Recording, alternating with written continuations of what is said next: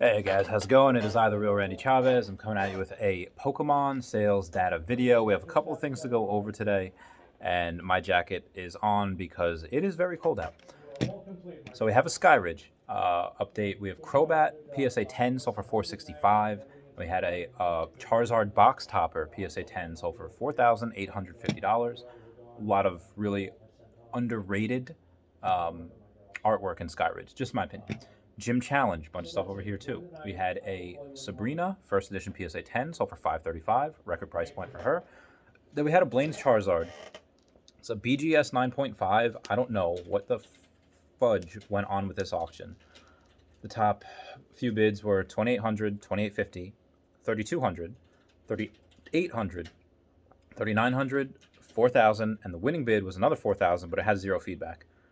That card should be minimum like $8,000 in my opinion, because you have a 9 that, well, figures that if the 9s were getting about, at 1.4500, and then the Blaines Charizards were getting at 1 point up to 13,000. Now they've retraced back to a little over 10,000, between 10 and 11,000, and you have the 9s retracing over to a under 4K, about 3,500. All right, then this would probably be about maybe 7,000 it should be, but 4,000, yeah, that's stupid undervalued. If I had the money, I would have bought that. Moving on, Sabrina's Porygon, first edition PSA 10, sold for about $200. Erica's Venusaur, first edition PSA 9, sold for $660. Rocket's Mewtwo, another record price point, not a 10, but it's a PSA 9. We had a PSA 9 sell yesterday for like 500, like something, and this one sold for $640. So by my math, Rocket's Mewtwo PSA 10 should be about $1,920 minimum. Then we have a Blaines Charizard. All right, so we have a couple of pwcc auction updates. Blaines Charizard first edition PSA 10. The current bid on that is $6,750. Got about 6 or 7 days left. Misty's Gold Duck. This is the first one we've seen on sale actually since I bought mine, for like $3,500. This one right now has $3,500, or I'm sorry, $3,050. That's what the current bid on is at. Again, same thing as the Blaines Charizard. About 6 or 7 days left. Moving on to Fossil, we have an Aerodactyl first edition PSA 9, sold for $282, a little low. Lapras first edition PSA 9, sold for $521. I think that might be a record price point as well. Moltres first edition PSA 9, sold for $456. And Articuno first edition PSA 9, sold for $760. Incredible. We have all the Rockets that we have, they're all Dark Charizards. So I have first edition PSA 9, sold for $1,805. 2 Dark Charizards first edition PSA 10, and one sold for $7,300. The other one a few hours later sold for $7,100. So it's something that, again, a big retrace. We've had 3 of them go for over 10 grand. We had a couple go for like 8. We thought it was going back up. Now it's retraced back. Again, this happens when there's a lot of supply. Well, and not that there's not a lot of demand for it. It's a Charizard. It's a second Charizard. And it's Rocket's Charizard, so even though it's not really playable, it's not like, it's just cool. It's like bad Charizard, evil Charizard. And it's a cool looking card. Not a lot of holo, and I like Blaine's artwork better, the Blaine Charizard, but it's just the fact that it has like well over 400, probably 500 copies. Again, there's double the amount of copies for holos for the Dark Charizard in PSA, that PSA is graded, as opposed to Blaine's Charizard. And that's not including the fact that you have the same exact artwork in a non-holo version. So there's so many of those. Moving on to that, we have Jungle. Only one for Jungle. We have a Snorlax first edition PSA 9. It's over $861. If I had like 10 grand, I would just buy 10 of these. It's just what I love. Base set, Shadowless Charizard, PSA 9. So for $9,200. Hell of a retrace with that. And speaking of Charizard from base set, we have a PWCC auction update. Today I was like, oh, this reached 240,000, and then it reached 240,200, and another person bid 240,200, then 240,300. I was like, could it be? Will it get done? It did. $250,000, and then it just rocketed. Someone bid 300,000, and the other bid $300,100. Unfortunately, there's private listings, so we cannot tell what the feedback is from these people. There's 123 of these, 121 of these, something like that. PSA 10 copies. These are so scarce and rare, and just once people have them in their collections, they're just not going to let it go. They're just not be stupid to. They just go up.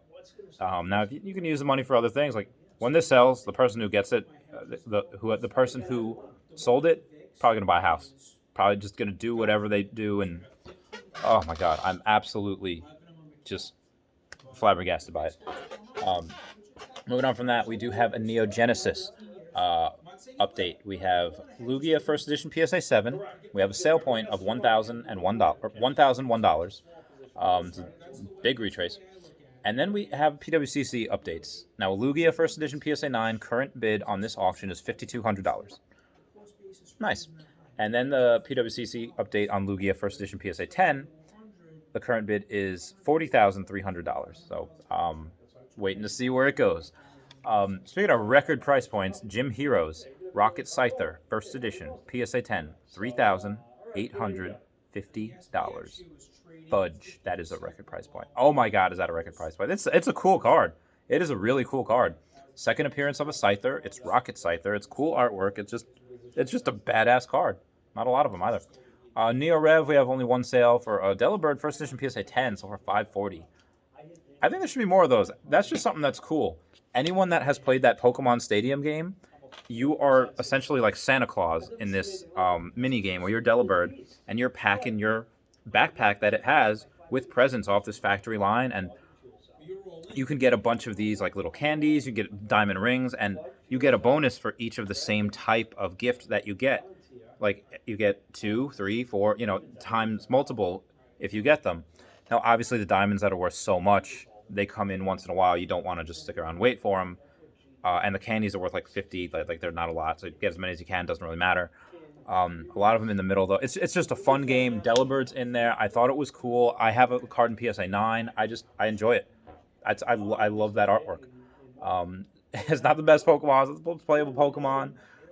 I bet if you ask 100 people what their favorite Pokemon is, none of them say Delibird. None of them say Delibird. Neo Destiny.